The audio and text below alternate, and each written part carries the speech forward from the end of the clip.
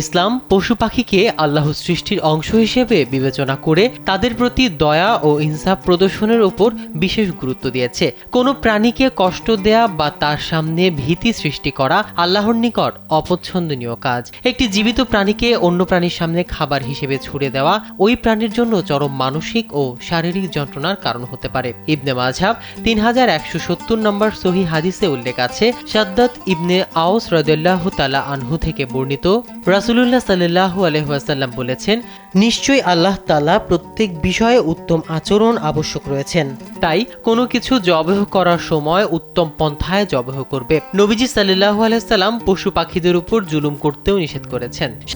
দেশের মানুষকে প্রতিদিন সুরক্ষিত রাখার প্রত্যয় নিয়ে এলো সেফ রাউন্ড সুইচ।